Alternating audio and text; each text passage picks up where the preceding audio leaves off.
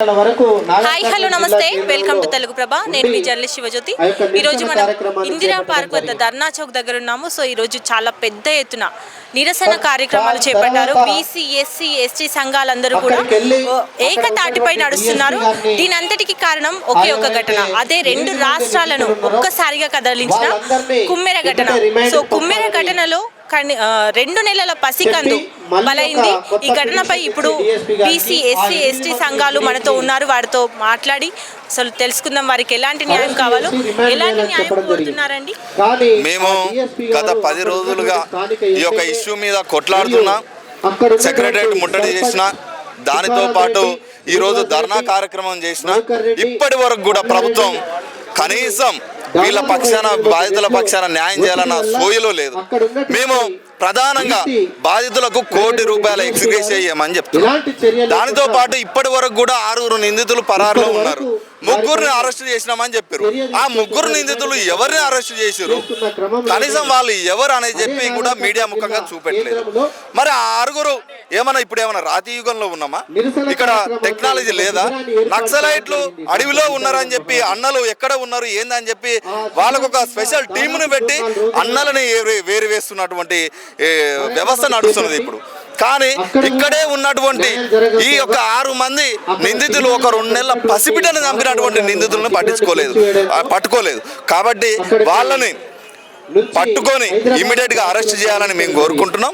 వారందరి మీద murder case, SC ST atrocity case, attempt murder case, మహిళల పట్ల అబ్యూజ్డ్ గా వివరించినటువంటి కేసులను మొత్తం వాళ్ళ మీద పెట్టి జైలుకు పంపించాలని చెప్పి మేము ప్రధానంగా కోరుకుంటున్నాం. మరి ఇంతమంది మద్దతు తెలుపుతున్నప్పటికీ న్యాయం ఎందుకు జరగట్లేదు, ఎందుకు వాయిదా పడుతుందండి? ఈ అగ్రవర్ణ ఆధిపత్య ప్రభుత్వం రెడ్ల పక్షాన ఉన్నది. అక్కడ స్థానిక సర్పంచ్ తుకారాం రెడ్డి, ఒక రెడ్డి సామాజిక వర్గం, మధుసూదన్ రెడ్డి, శ్రీనివాస్ రెడ్డి, వీళ్ళందరూ ఒక 8 మంది రెడ్లు ఒక రజక కుటుంబంపై విచక్షణ రహితంగా కొట్టి వాళ్ళ యొక్క 2 నెలల పసిబిడ్డను చంపివేసినటువంటి సంఘటన ఇది. కుమ్మెర మల్లన్నలో వాళ్ళు ఏమన్నారండి, ₹100 టికెట్ అన్నారు. ₹100 ఎందుకు ఇవ్వాలి? మరి ఇవ్వాలంటే ఆ టికెట్ ను ఇవ్వమని చెప్పారు. టికెట్ ఇవ్వకుండా, రసీదు ఇవ్వకుండా ₹100 అడగడం ఏంది అంటే, అక్కడ ఎప్పటి నుంచో ఏళ్ళ తరబడి వీళ్ళు ఈ రెడ్లు, అది ఓన్లీ ఈ యాదవులకు సంబంధించినటువంటి టెంపుల్లో ఈ రెడ్లు పెత్తనం చెలాయించుకుంటూ అక్కడ డబ్బుల్ని వసూలు చేసుకుంటా అక్కడ ఆ యొక్క డబ్బులు అన్యాక్రాంతమవుతున్నాయి, వాళ్ళ జేబులు నింపుకుంటున్నారనే ఉద్దేశంతోనే ఒక బీసీ రజక బిడ్డ ప్రశ్నించిందండి. ప్రశ్నించినందుకు వాళ్ళ మీద కొబ్బరికాయలు కొట్టే రూమ్లో బంధించి దాడి చేస్తారా? ఇదేనా? అక్కడ పోలీసులు లేరా? అంత పెద్ద జాతర జరుగుతుంటే ఒక రజక బిడ్డను తీసుకుపోయి ఒక జైల్లో పడేసి కొట్టినట్టు, ఇష్టారాజ్యంగా కొట్టినట్టు తుకారాం రెడ్డి అక్కడనే కూర్చొని ఆ రజక బిడ్డ గణేష్ని తీవ్రంగా కొడతాడా? ఇక్కడ ప్రజాస్వామ్యం లేదా? అంత విచక్షణ రహితంగా కొట్టినా మళ్ళీ ఈ గణేష్ కానీ వాళ్ళ కుటుంబం మీదనే కేసులు పెట్టిరు. ఇది ఎక్కడ న్యాయం అండి? పోలీసులు ఎవరి పక్షాన ఉన్నది? డిఎస్పీ గారేమో ఒకసారి అమ్మాయి అసలు చనిపోయిన బిడ్డని తీసుకొని రాలేదు, ఈ మౌనిక అనే అమ్మాయిని అని అన్నారు. ఇంకోసారేమో మౌనిక అనే అమ్మాయి అక్కడికి రాలేదు కొట్లాటప్పుడు అని అన్నారు. మళ్ళీ ఇంకోసారేమో ఈ గొడవకు వాళ్ళకి ఏం సంబంధం లేదు, ఏమో చిన్న గలాట జరిగింది, ఆ లోపలనే పోలీసులు వచ్చిరా అని అన్నారు. మరి ఇక్కడ పోలీస్ వ్యవస్థ 1కి 3 సార్లు తప్పుగా ఎందుకు ధృవీకరించింది? ఒకసారేమో లేరని చెప్పారు, ఒకసారి వాళ్ళకే గాయాలైనాయని చెప్పారు. మరి పోలీసులు ఏమో దెబ్బలు తిన్నటువంటి వీళ్ళని ప్రొటెక్ట్ చేయాల్సింది పోయి వీళ్ళ మీద ఉల్టా కేసులు పెడతారు. అదెట్లా అంటే, అధికారం ఎమ్మెల్యే అనుచరులు ఎవరైతే ఉన్నారో, ఎమ్మెల్సీ అనుచరులు ఎవరైతే ఉన్నారో, అక్కడ హోమ్ మినిస్టర్ చుట్టాలు ఎవరైతే ఉన్నారో, తొండల్ రెడ్డి, రేవంత్ రెడ్డి కుటుంబ సభ్యులు, బంధువులు ఎవరైతే ఉన్నారో వాళ్ళ మీద కేసులు కట్టరా? అంటే వాళ్ళకు ప్రజాస్వామ్యంలో వాళ్ళకు మినహాయింపు ఉన్నదా? వాళ్ళ మీద కేసులు చేయరా? వాళ్ళు ప్రొటెక్ట్ చేయబడతారా? అంటే వాళ్ళని ఎవరైనా ఎదిరిస్తే వాళ్ళ మీద ఉల్టా కేసులు పెడతారా? ఇదేనా న్యాయం? డీజీపీ నుంచి సీఎం రేవంత్ రెడ్డి వరకు కూడా మన తెలంగాణలో ఫ్రెండ్లీ పోలీస్ సిస్టమ్ ఉంది అంటున్నారు. ఫ్రెండ్లీ పోలీస్ సిస్టమ్ లేదండి. ఇక్కడ హోం మంత్రి తొండల్ రెడ్డి, రేవంత్ రెడ్డి సిస్టమ్ ఉన్నది. అది మనం అందరం గమనించాలి. ఈ రేవంత్ రెడ్డి సిస్టమ్ వల్లనే పోలీసులు నడుస్తున్నారు. డీజీపీ డైరెక్షన్లో డిఎస్పీ పనిచేస్తున్నాడు. డిఎస్పీ నుంచి హోమ్ మినిస్టరు లేకపోతే సీఎం రేవంత్ రెడ్డి డైరెక్షన్లో ఈ ఇష్యూ నడుస్తుందండి. రాష్ట్ర వ్యాప్తంగా ఇంత ఉద్యమం నడుస్తున్నా కనీసం దీని గురించి స్పందించడా రేవంత్ రెడ్డి గారు? అక్కడెక్కడో ఆంధ్రాలో ఏదో చిన్న ఇన్సిడెంట్ జరిగితే దాని గురించి స్పందిస్తాడా? ఇక్కడ ఆయన సొంత జిల్లాలో ఒక 2 నెలల పసిబిడ్డ చనిపోతే ఇప్పటిదాకా స్పందించాడు. ఈయన రెడ్ల ముఖ్యమంత్రి, బీసీ ఎస్సీ ఎస్టీల ముఖ్యమంత్రి రేవంత్ రెడ్డి. ఖబర్దార్, ఏమనుకుంటున్నా, ఏం చేయలేరని అనుకుంటారేమో ఈ రజక సమాజం కానీ బీసీ ఎస్సీ ఎస్టీ సమాజం కానీ. నిన్ననే సెక్రటరియట్ ముట్టడి చేసినాం, ఈరోజు ధర్నా చౌక్లో ధర్నా చేస్తున్నాం. రేపు రాష్ట్ర వ్యాప్తంగా తీవ్రంగా చేస్తాం ఈ ఉద్యమాన్ని. హైదరాబాద్ని దిగ్బంధనం చేస్తాం, రాష్ట్రాన్ని అగ్నిగుండం చేస్తాం. ప్రభుత్వం దిగి వంచేంత వరకు మా పోరాటం ఆగదని చెప్పి తెలియజేస్తున్నాం. ఈరోజు ఇందిరా పార్క్ ధర్నా చౌక్ లోపల బీసీ ఎస్సీ ఎస్టీ జేఏసీ పక్షాన మరియు రజక సంఘం పక్షాన ఆధ్వర్యం లోపల ఒక మహాధర్నా నిర్వహించబోతున్నాం. మరి రాష్ట్రం లోపల ఒక సంచలనమైనటువంటి వార్తగా అందరికీ తెలుసు, ప్రజలందరికీ కూడా తెలుసు. మరి ఒక నాగర్ కర్నూలు జిల్లాలో మరి ఒక మల్లన్న జాతర, కుమ్మరి అనే గ్రామంలో మల్లన్న జాతర జరుగుతుంటుంది. అక్కడ ఆ ఆలయంలోకి మరి బీసీలు, దళితులు మరి ప్రవేశం అని అందరికీ ప్రజాస్వామ్యబద్ధంగా గుళ్ళోకి అందరికి పోవాల్సినటువంటి అవసరం ఉంటుంది. కానీ మరి వీళ్ళు పోయి కనీసము దండం పెట్టుకుని చేసి కొబ్బరికాయ కొడుతూ అంటే అరే 100 రూపాయలు ఇస్తేనే మేము దర్శనం చేసుకుంటాము, లేకపోతే దర్శనం చేయడానికి వీలు లేదు అంటే అయ్యా మేము ఒట్టి దండం పెట్టుకోవడానికి వచ్చినాము, మరి మా దగ్గర డబ్బులు లేవు అన్నా కూడా అరే సాకాలని చూడక నీకేంద్ర రాను వెళ్ళాలి ఇక్కడి నుంచి అని ముచ్చట్లేదు, ఇక్కడ ఏం చూడొద్దు, నువ్వు బయటికి వెళ్ళాలని మెడబెట్టుకొని గల్లబట్టుకొని మరి వాళ్ళందరినీ కూడా దౌర్జన్యంగా వాళ్ళ బాపను, వాళ్ళ తల్లిని, వాళ్ళ కుటుంబంలో ఉన్నటువంటి అందరినీ కూడా మరి ఒక రూమ్లో వేసేసి కూడా మరి కొట్టి దౌర్జన్యంగా కొట్టుతుంటే వాళ్ళ భార్య పాపం బదిలాడుకుంటూ ఆ పసిగుడ్డును పట్టుకొని 2 నెలల పసిగుడ్డును పట్టుకొని దండం పెట్టుకుంటూ అయ్యా కొట్టకండి, మేము వెళ్ళిపోతాం కొట్టకండి అన్నా కూడా నిర్దాక్షిణ్యంగా ఆ పాప కింద పడడం వల్ల ఆ పాపను తొక్కి కాలుతోడు అంతే ఆ గోడకు పడి ఆ అమ్మాయి కూడా మూర్చబడి దవాఖాన లోపల చనిపోవడం జరిగింది. అయితే ఇంతవరకు కూడా కనీసము మరి హాస్పిటల్లో కూడా ఎట్లా చనిపోయినటువంటి రిపోర్ట్ ఇవ్వలేదు. కనీసం అక్కడ ఉన్నటువంటి ద్రోహులను ఇంతవరకు కూడా శిక్షించలేదు. ఒక 3 మాత్రమే అనంగమంతో ధర్నా చేయడం వల్ల బీసీ ఎస్సీ ఎస్టీ జేఏసీ రాష్ట్ర చైర్మన్ గారు మరి విశారదన్ మహారాజు గారు ఒక 6 గంటలు ధర్నా చేయడం వల్ల అప్పుడు కొంతమంది ఒక 3 మాత్రమే పట్టుకొని వాళ్ళ మీద కనీసం సెక్షన్లు కూడా పెట్టలేదు, అటెంప్ట్ మర్డర్ కింద సెక్షన్ కూడా పెట్టలేదు. ఒక 3 మాత్రమే పట్టుకోవడం జరిగింది, అంతేగాని వాళ్ళు రిమాండ్ చేయలేదు, జైల్లోకి పంపించలేదు. ఇంకా 5 పరారులో ఉన్నారు, ఎక్కడ పరారు లేరు, వాళ్ళ అధీనంలో ఉన్నారు. తక్షణమే దీని మీద అక్కడ ఉన్నటువంటి ఎమ్మెల్యే కావచ్చు, ఎమ్మెల్సీ కావచ్చు, మరి సీఎం కావచ్చు స్పందించాలి. మరి స్పందించేసి వాళ్ళు ఉన్నటువంటి బాధితులకు న్యాయం చేయాలంటే ఒకటే మార్గము, ఆ పసిగుడ్డును చంపారు మరి వారికి తక్షణమే వారు 8 మందిని వాళ్ళు మాత్రం జైల్లో పెట్టాలి, ఖచ్చితంగా అరెస్ట్ చేసి రిమాండ్ చేయాలనేది అదొక డిమాండ్. అట్లాగే ఆ పసిగుడ్డు చనిపోయిన జీవితం మాత్రం రాదు, కానీ కనీసం ఆ కుటుంబానికి 1 కోటి రూపాయలు ఎక్స్గ్రేషియా ఇవ్వాలని డిమాండ్ చేస్తున్నాం. అదేవిధంగా వాళ్ళ ఉన్నటువంటి కుటుంబానికి మరి ఒక ప్రభుత్వంలో ఒక ఉద్యోగం కల్పించేసి ఆ కుటుంబాన్ని ఆదుకోవాలనేది కూడా ప్రధానంగా డిమాండ్ చేస్తున్నాము. మరి ఈ రకంగా బీసీ ఎస్సీ ఎస్టీల పైన, అభాగ్యుల పైన, నిరుపేదల పైన ఇలాంటి దాడులు రాష్ట్రంలో చాలా జరుగుతున్నాయి. మరి దీనికి ఎవరు ఉండాలి? మీకంటే డబ్బు ఉన్నది, పరపతి ఉన్నది, ఇవాళ యంత్రాంగం అంతా మీ ప్రభుత్వం చేతిలో ఉన్నది, మీ చెప్పు చేతుల్లో. ఇవాళ పోలీసులందరూ కూడా మీ చెప్పు చేతుల్లో, మరి నాయకులు కానీ పోలీసు యంత్రాంగం కానీ ఉద్యోగాలు కానీ మీ అందరు చెప్పు చేతుల్లో ఉండి మీరు అనుకున్నట్టు చేస్తున్నారు.